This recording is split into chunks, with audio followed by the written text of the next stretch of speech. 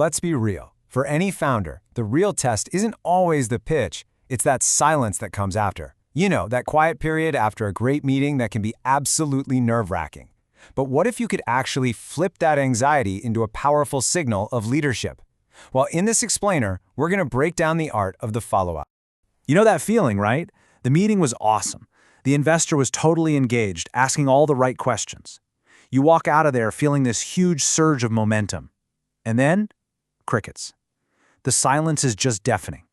You know you have to follow up, but you definitely don't want to seem pushy or, needy.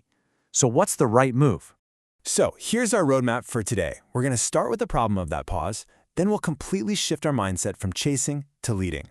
After that, we'll dive into the tactical playbook for crafting follow-ups that actually add value. Navigate some of those trickier scenarios, and then wrap it all up with the big idea. Your follow-up is a direct reflection of you as a founder. Okay, first things first, let's really pin down the problem that we're all trying to solve here. It's that moment when a really promising conversation just stops, and you're left there just wondering, what happened? I mean, this is the core tension, isn't it? It's a classic founder dilemma.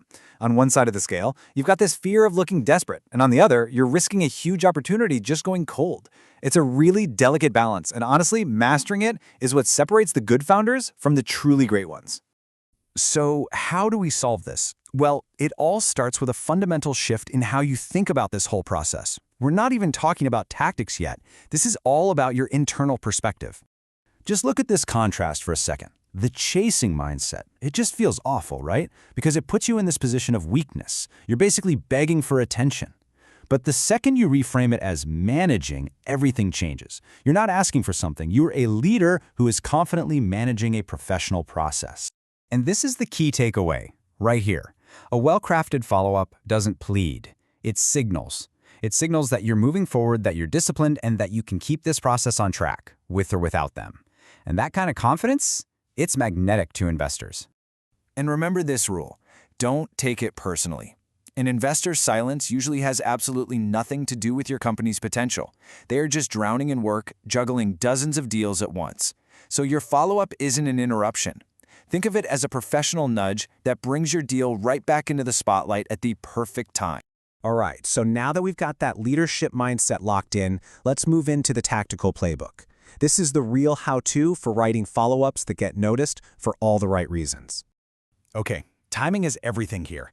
Following up the very next day can feel a little too eager, but if you wait for weeks, that momentum just dies completely. So a really good rule of thumb is to wait about 5 to 7 business days. This gives the conversation some space to breathe, and it signals that you're confident enough not to hover, but also disciplined enough to keep the process on track. The structure of the email itself is actually pretty simple. First, you want to reference a specific point from your last conversation. This makes it feel like a continuation, not some cold ping. Second, and this is so important, you have to add a piece of new value, a real update. We'll get to what that means in just a sec. And finally, end with a clear, simple ask. Please don't just say, just checking in. Ask a direct question that's super easy to answer. So what does adding value actually look like? Well, it's all about showing progress. It doesn't have to be some massive milestone. It could be launching a small pilot program, or getting a really powerful quote from a customer, or even just sharing a key insight you learned from some user calls. These little wins, they demonstrate momentum, and they show the investor that your story is constantly moving forward. Now, let's go ahead and tackle some of the tougher situations. What do you do when the silence stretches on for weeks? Or even worse, what if you get a clear no? Okay, first off, if you get ghosted, remember that mindset shift we talked about. It's almost never personal. They probably missed the email, or their priorities shifted, or maybe they're just not ready to make a decision. Your job isn't to get frustrated. It's to stay professional and find a graceful way to restart the conversation. So here's the play. Re-enter the conversation by gently reminding them of your last chat. Then, offer one single, meaningful update.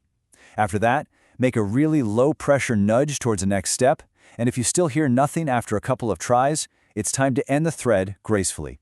Send one final, positive note that keeps the door wide open for the future. And what if they pass? Don't see it as a final rejection. You have to see it as valuable input. The best strategy here is to actually go silent yourself, get to work on the feedback they gave you, and then re-engage in a few months with a clear update showing exactly how you've grown. This demonstrates maturity and an incredible capacity to learn.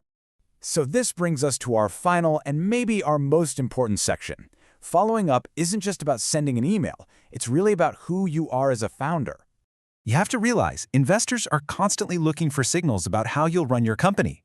A scattered, reactive, or pushy follow-up suggests that's probably how you'll handle customers, partners, and your own team. But a follow-up that's clear, timely, and respectful, that signals professionalism, discipline, and true leadership. Ultimately, you just have to remember this. Every single touchpoint, especially a simple follow-up email, is a mirror. It reflects your operating style, and it's showing an investor exactly the kind of company you're building and the kind of leader you're becoming. So just think about that. Every time you're about to click send on that email, what story is it telling? Is it a story of desperation and disorganization, or is it one of confidence, momentum, and professional leadership? The choice and the opportunity is entirely yours.